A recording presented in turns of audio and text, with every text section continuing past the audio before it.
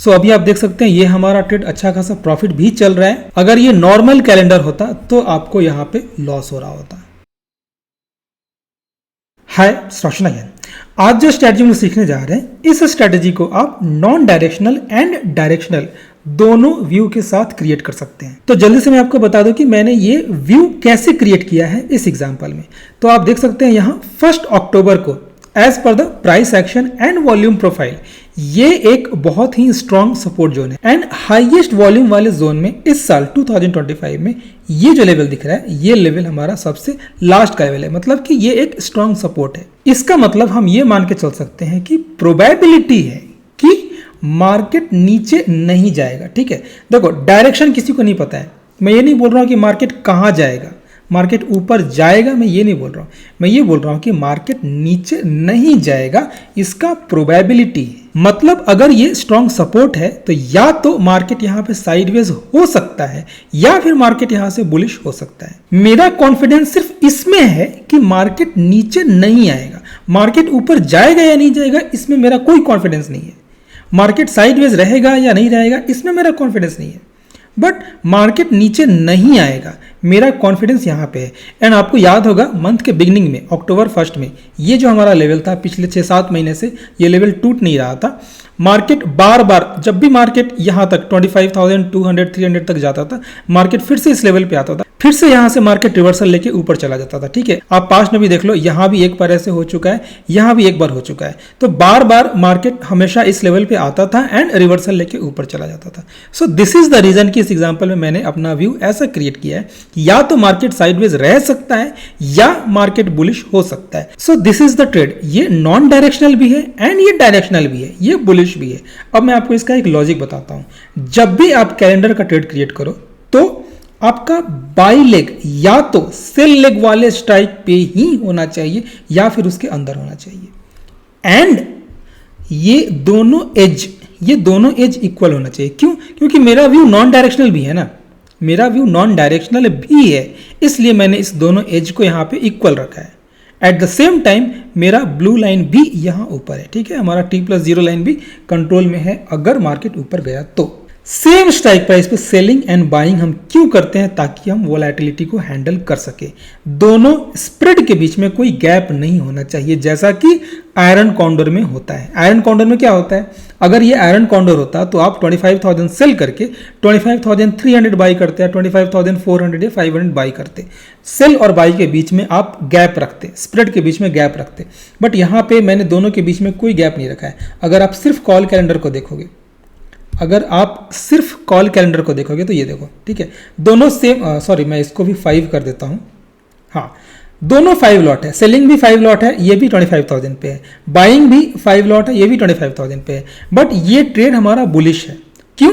क्योंकि next month का expiry वाला जो स्ट्राइक प्राइस है, ये उसी स्ट्राइक प्राइस पे है जिस स्ट्राइक प्राइस पे आपने सेलिंग किया था करंट मंथ में। सो ये लॉजिक है सेम स्ट्राइक प्राइस पे सेलिंग एंड बाइंग का। अब मैं फिर से आपको इस ट्रेड को पहले जैसा लेके जाता हूं। ठीक है, पुट साइड में, हाँ, पुट साइड का भी मैं आपको एक्सप्लेन कर दूं। पुट साइड का क्या लॉजिक है? देखो, बाहर का मतलब ओटीएम का आपने सेल किया है एंड आपने इनसाइड बाइंग किया है। इससे क्या होगा? इससे ये होगा कि जब मार्केट क्रैश करेगा, अगर मार्केट नीचे चला गया तो देखो हमारे पुट कैलेंडर में प्रॉफिट होगा। ठीक है, डेबिट स्प्रेड में क्या होता है? ये एक्चुअली में ऑप्शन बाइंग है, पार्शियली ऑप्शन बाइंग है। डेबिट स्प्रेड में यही होता है ना, आप इनसाइड बाइंग करते हैं, दूर का सेलिंग करते हैं। क्रेडिट स्प्रेड का ठीक उल्टा, वही मैंने यहाँ पे किया है। मैंने सेलिंग दूर वाला किया है, बाइंग नजदीक वाला किया है। सो दोनों साइड में हम ऐसा करते हैं कि मार्केट अगर वोलाटाइल भी हो तो हमारा ट्रेड मैनेज हो सके। ठीक है, 100% सेफ कभी नहीं हो सकता है, बट पार्शियली हमारा ट्रेड सेफ हो। हमारा पर्पस होता है लॉस को कंट्रोल में रखे, अगर मार्केट ने गैप अप या गैप डाउन ले लिया तो। ठीक है, अब देखो, अब मैंने यहाँ पे रेशियो कैसे सिलेक्ट किया है। देखो, अगर ये 5 की जगह मान लो 4 होता या 3 भी होता, ठीक है, एंड तब अगर आप इसको 2 लॉट करते तो ये कुछ ज़्यादा ही डायरेक्शनल हो गया। ठीक है, ये नॉन डायरेक्शनल नहीं हो रहा है।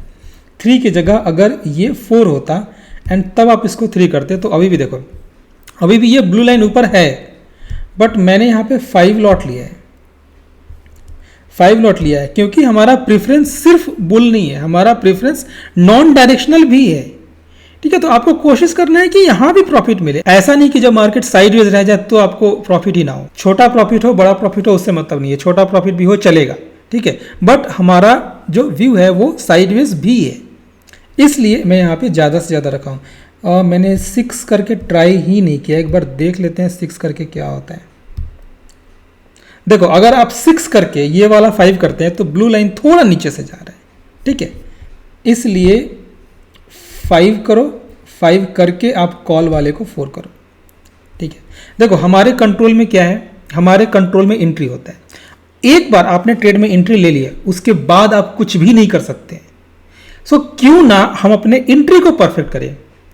कैलेंडर का पे ऑफ भी चेंज होता रहता है, कैलेंडर का ब्लू लाइन भी चेंज होता रहता है। ये ब्लू लाइन जो अभी ऊपर है हो सकता है आने वाले दिनों में ये भी नीचे आ जाए, बट हमारी तरफ से हमारा कोशिश रहता है कि हमारा ट्रेड परफेक्ट हो, हमारा एंट्री परफेक्ट हो। मतलब आपको कर्म करना है, आगे फल का चिंता नहीं करना है। लॉस होगा लॉस बुक करेंगे, प्रॉफिट होगा प्रॉफिट बुक करेंगे। इसका बेनिफिट क्या है आप देख सकते हो। ऑब्वियसली अक्टूबर में हम सबको पता है मार्केट ऊपर गया था।